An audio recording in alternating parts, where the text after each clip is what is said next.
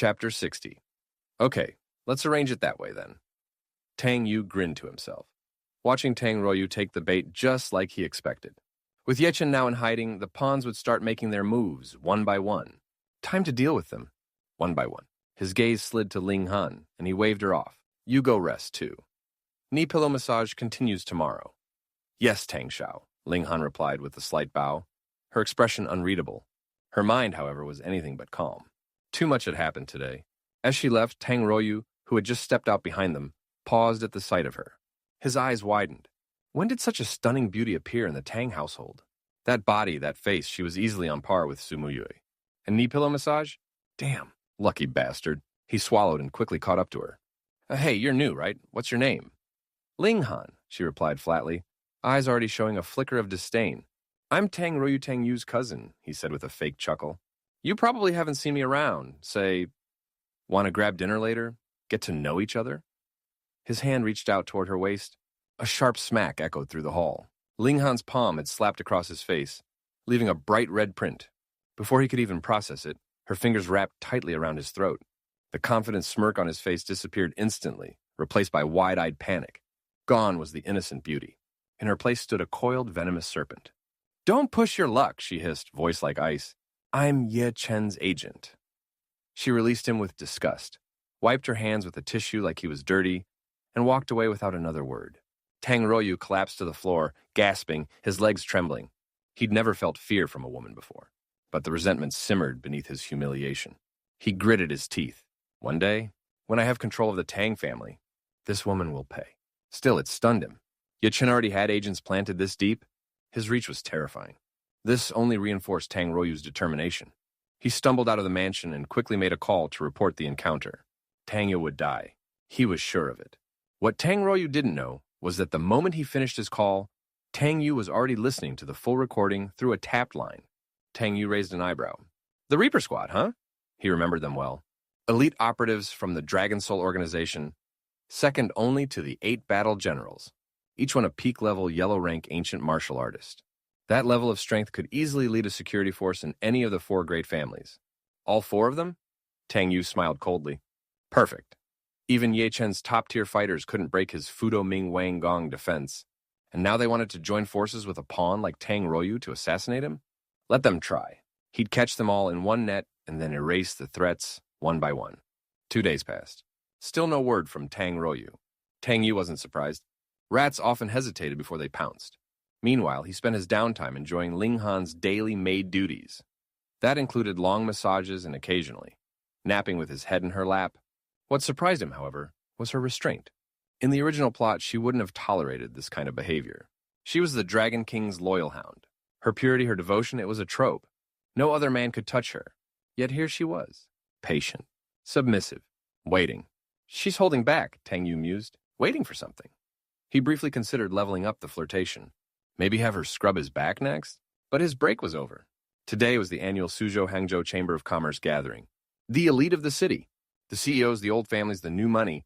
Tang Yu had to attend as a representative of the Tang Group. Before leaving, he got a WeChat message from Qin Ming. Big bro, today we're putting pressure on Longchen Group. Wang and Qin families are all in. We're crushing them from all sides. Longchen Group, once a 500 billion yuan giant, had suffered serious losses lately. Joint suppression by 3 major families was suffocating their operations. Their stock had been bleeding for days. Dressed and ready, Tang Yu headed to the garage and spotted his father already seated in their Rolls-Royce. Dad, you're leaving without me? How was I supposed to know you were coming? Tang Gangcheng muttered. Half the time you're pretending to be dead in your room. Tang Yu slid into the seat beside him with a grin. Oh, come on, old Tang, don't be salty. You know last time I drank some fake liquor. Hit me weird. All good now. Gangcheng gave him a look that said I should have hit you harder and looked away. In previous years, the Chamber of Commerce met at the Bright Moon Hotel. But after a recent scandal shut it down, they moved to a slightly less flashy 6-star hotel. As the Rolls-Royce pulled up to the entrance, cameras flashed. Famous names from all over Suzhou and Hangzhou were arriving. Many of them came over to greet Tang Gangcheng, whose reputation was still ironclad. A few young heiresses even hugged him. Gangcheng gave Tang Yu a look that said, "Keep your mouth shut or your mom finds out." And Tang Yu merely smiled. "I see you, Pops." "Big bro," a familiar voice called out. Qin Ming came rushing up. trailing 3 delicate socialites behind him. "Ladies, this is Tang Yu. You know, the Tang Yu." The girls all greeted him sweetly. Tang Yu nodded, amused. He had no interest in them. Too noisy, too obvious. Qinming, noticing the way the girls were looking at his cousin, panicked slightly. Ladies, I gotta talk with my brother for a second.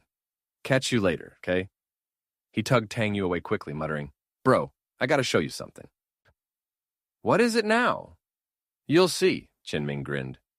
He led Tang Yu into a private suite upstairs. Inside, seated at the window sketching, was none other than Qin Kexin. Qinming grinned. "Sister, your VIP guest has arrived." Then he winked at Tang Yu and slipped out, closing the door behind him. Chapter 261. Damn. Careless. Tang Yu muttered to himself, realizing too late that Qinming had tricked him into coming here. He looked across the room and saw Qin Kexin smiling sweetly at him from the sofa. And suddenly, a memory hit him like a slap. Literally, a memory from over a decade ago, of a beautiful, very naked girl, storming across the room and smacking him hard across the face. Yep, unforgettable. Qin Kexin set her sketching brush aside and glanced up. "Do you want tea? I can make you some." "Water's fine." Tang Yu grabbed a bottle of mineral water and twisted it open. Qin Kexin's gaze lingered on him. Why are you staring at me like that?" he asked warily. There was something off about her today. Too gentle. Too nice. She hadn't treated him like this in years. Usually she barely acknowledged his existence until recently. Since the Qin family incident, she'd added him on WeChat, even messaged him casually. Something was definitely up. "Can you twist one open for me too?" she asked with a soft smile. Tang Yu furrowed his brow. "No, you can't open it." "Woman, you could probably twist open my skull if you were angry." Qin Kexin heard it loud and clear through his inner monologue and almost laughed out loud. "That's not why I called you here," she said, tone gentler now. "I wanted to apologize for before. I misunderstood you. I didn't know Qinming had lied." She bit her lips slightly, eyes flickering down.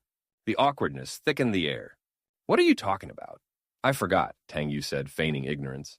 "Then let's forget it," she smiled faintly. That smile made Tang Yu glance at her a little longer than he meant to. She really was beautiful. She sipped from her water bottle, then pointed toward her canvas. "Do you still draw?" Tang Yu glanced at the sketchpad. A butterfly, vividly colorful and almost glowing against a sea of wildflowers. The wings looked ready to lift off the page.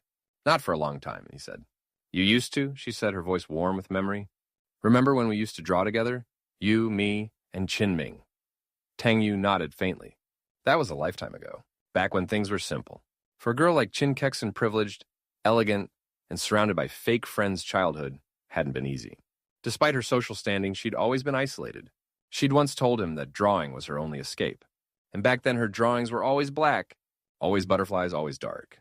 Until one day, she stepped away from the canvas mid-sketch.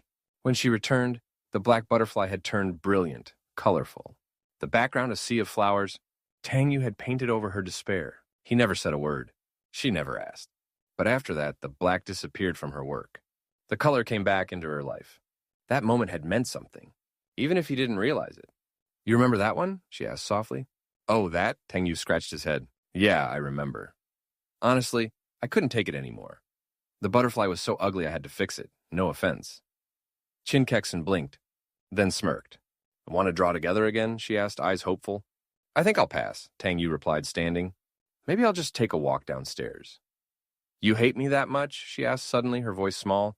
Tang Yu froze. No, it's not that," but her eyes were already glassy. He sighed.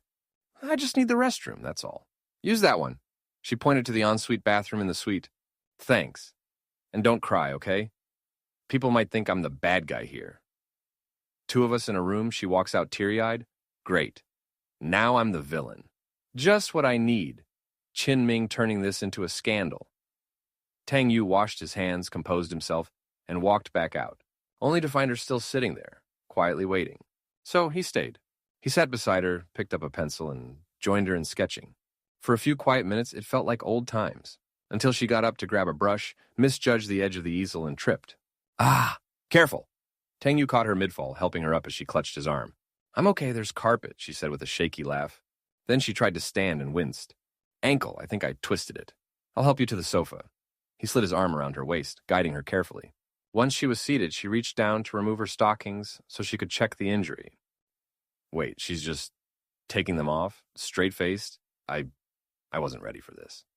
Tang Yu clenched his jaw and forced himself to look anywhere else. Just not at that. Be strong, be noble. Don't stare. You're better than this, are you? Oh, God. Chin Kekshin saw his discomfort and couldn't help the slight blush creeping across her cheeks. This guy, he's still the same awkward idiot. Meanwhile, in another part of the hotel, Chin Ming was very much not having a good time, because 3 storms were converging on him. Sumu Yue, Wang Yixue, Zhang Xiaoyue. Where's Tang Yu? Yixue asked coldly, arms crossed. They had arrived late, only to find out Tang Yu was nowhere to be found. Naturally, Chin Ming had become the designated snitch. Big bro said he had to step out for something. Probably back soon, he offered weakly. 3 pairs of eyes narrowed in unison. He felt the pressure mount. This is what a war crime feels like. Finally, under the crushing weight of their collective glare, he caved. He's upstairs, with my sister. The 3 girls exchanged glances. Then they bolted up the stairs, and when they reached the door, nobody wanted to knock. Let's listen, Yixue whispered. All 3 leaned in, ears pressed against the wood. Inside, Chin Kekshin shifted uncomfortably on the couch. Ah, there, she gasped softly, trying to adjust her posture. Tang Yu, still flustered from earlier, muttered, "Hold still or you're going to make it worse." Outside the door, the 3 women blinked. Was that a moan? They looked at each other again, and then all hell broke loose. Chapter 062. When the 3 girls burst into the suite, all they saw was Chin Kekshin calmly rubbing medicinal wine on her ankle. The soft humming they'd heard earlier, just her wincing while applying the medicine. Tang Yu froze like a deer in headlights, bottle of water still in hand. Oh crap, why are they here? What is this? A surprise mahjong tournament? The trio of beauties looked equally stunned. This was not what they were expecting. Thankfully. Still, they had all rushed upstairs, thinking they were about to catch something very different. Chin Kekshin, for her part, looked delighted. Of course, she knew exactly what they'd assumed. A woman knows these things. What are you doing here? Tang Yu asked, trying to sound casual. Chin Ming said you were up here, Wang Yixue answered bluntly, her tone clipped. So we came to find you. Zhang Xiaoyue swept past him and dropped gracefully onto the sofa beside Chin Kekshin, intentionally blocking Tang Yu's view. So what if she had long legs? Zhang Xiaoyue might be shorter, but she was proportionally gifted. I twisted it, Chin Kekshin said sweetly, patting her ankle. Tang Yu helped me rub it out just now. She gave them all a pointed little smile. 3 pairs of eyes instantly locked on Tang Yu. He stared back, confused and mildly panicked. Now, what are you all looking at me for? Don't believe her. I didn't do anything shady. I swear on my mother's best casserole dish.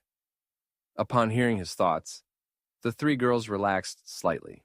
They'd been baited. Chin Kekshin's little provocation had hit its mark. Women were nothing if not perceptive when it came to other women's games. Let me take a look, Zhang Xiaoyue said, grabbing Chin Kekshin's ankle before she could object. She squeezed expertly, and the pain eased almost instantly. Oh, wow, that's actually really good. Thanks, Chin Kekshin admitted. She began slipping her stockings back on while throwing a sideways smirk at the others. Wang Yixue rolled her eyes. Please, we all played this game in middle school. She grabbed Tang Yu's arm. Let's go. The meeting downstairs is starting. Uncle asked me to get you. Why are you holding his arm? Sumu Yu shot back, storming over to grab the other. Have some decency, Miss Wang. He's engaged. To me. Tang Yu froze. He was literally being yanked between 2 top-tier heiresses. This was how ships sank. Oh, please, Yixue scoffed. Engaged. Let him say that to my face. Arranged marriages are a joke these days. What is this, 1952? She turned to Zhang Xiaoyue. Don't you agree? Xiaoyue smiled, already aligned with Team Yixue. Totally. Free love all the way. Chin Kekshin said nothing, but she didn't step in to defend the engagement either. Her silence said more than words ever could. Before, she hadn't cared. Now, she cared. Women's alliances are complicated. In a 4-girl dorm, there are usually 8 separate WeChat groups. Sumuyu's face was flushed with frustration. You guys, I still have 2 legs, Tang Yu muttered. Want me to carry one of you down? All 4 girls turned to glare at him. Dream on. When they finally descended the stairs, Tang Yu noticed something disturbing. Everyone, and he meant everyone, was staring at him. Whispers spread like wildfire. The 4 top-tier heiresses in Suheng Wang Yixue, Su Muyue, Zhang Xiaoyue, and Chin Kekshin were all hovering around one man. Him. Wait, is Tang Xiao pulling all 4 of them? Didn't someone say he was just a dog-licking simp? This is what licking gets you? I swear, if this is the dog-licking reward, where's my bone? Across the hall, Tang Gangcheng was chatting with 2 elegant ladies from his generation, basking in nostalgia, until one of them pointed toward the stairs. "President Tang, isn't that your son?" He turned to look, and nearly choked on his own spit. There was Tang Yu, his idiot son, descending like some kind of emperor, trailed by 4 of Suzhou and Hangzhou's most elite women. 2 held his arms. 1 trailed close behind. The 4th was adjusting her hair while shooting death glares at the others. Tang Kangcheng's eye twitched violently. "This little bastard? Is this a mass marriage strategy? At a business conference?" He looked down at his belt, then sighed. Damn thing didn't work on him anymore. On the other side of the room, old man Wang Wang Yixui's grandfather was also turning red with blood pressure. His granddaughter, the family jewel, was following that punk around like some lovesick high schooler. Beside him, old man Qin Wenwen of the Qin family was grinning from ear to ear. "Old Wang, your granddaughter's got guts. I'll give her that." "Speak for yourself," Wang barked back. "And what's that Kexin doing then?" Grabbing his arm like she owns him. Qin Wenwen paused, frowned, looked again. Sure enough, Qin Kexin had wrapped herself around Tang Yu and was dragging him toward the grand piano. "Tch," old Wang sneered. "Your girl's bold, too, just like you, Qin. Remember that summer in college when you tried to steal my girlfriend? That was your fault. She chose me. She chose vodka." Behind them, Suchong Shansumuyue's grandfather was turning ghost pale. "Gentlemen," he croaked, with all due respect, isn't Tang Yu my future son-in-law?" The 2 old men burst into laughter. Oh, this was delicious. Old Qin slapped his knee. This really takes me back. Nothing like a little chaos to spice up a business summit. Chapter 63. When Tang Yu was surrounded by 4 stunning women, the scene was so outrageous it practically glowed with main character energy. Naturally, Qin Ming, ever the wingman, whipped out his phone to record a short video. In his mind, it was a noble act. My sister gets together with my big bro. That's family goals. And if he picks up 3 more sisters-in-law along the way, hey, it's a numbers game. He posted the video immediately. Caption: "I thought I was the most romantic man in Suhang. Turns out I'm 108,000 miles behind my big brother." It blew up. Handsome guy. 4 elite heiresses. Wealth, drama, chaos. What else could you want? Comments poured in. "This man is a beast." 4? Is this Suhang's version of a harem anime? If I looked like him, I'd be dead from kidney failure by now. I'm just here for the tall one with the black heels. Meanwhile, Ye Chen, still recovering at the private hospital under the He family, was casually scrolling through short videos, his favorite way to scout beautiful women. Then the algorithm betrayed him. The moment he saw the video, he froze. His face turned crimson with rage. Then, like a man possessed, he jumped off the hospital bed. "Are you kidding me?" He roared like a madman, grabbing his phone and hurling it into the wall. Crack. It exploded on impact. But his rage wasn't done. The woman he liked hadn't even kissed him yet, and Tang Yu was already out here building a harem of heiresses. Wang Yixui, Sumuyue, Qin Kexin, holding his hands in public, on video, while smiling. That should have been my spotlight. Just as he clenched his fists in fury, a sudden sharp pain lanced through his rear. He reached down, and his hand came away bloody. Jumping around like a rabid kangaroo had reopened his not-so-glorious battle wound. The Dragon King collapsed back on the bed, groaning in pain and humiliation. "I swear, Tang Yu, I will end you." He reached for his phone, then remembered he'd shattered it 2 seconds ago. He could only stare at the ceiling in helpless fury. Back at the hotel, Qin Ming was living his best life. He saw his post blow past 10,000 likes in under 10 minutes. He grinned. Big Bro's stock is soaring. Time to give back to the fans. He casually announced a 1 million yuan lottery. If you're rich, let the people feel the sunshine. Meanwhile, in the center of the ballroom, Tang Yu and Qin Kexin sat together at the grand piano, playing a light, elegant 4-hands duet. Their fingers danced across the keys in perfect sync. The room hushed. Qin Kexin looked elegant and serene. Tang Yu looked like the villain in every teen drama, who turns out to have a heart of gold and a piano scholarship. They were too perfect. Qin Ming immediately posted again. Caption: "What's a golden couple?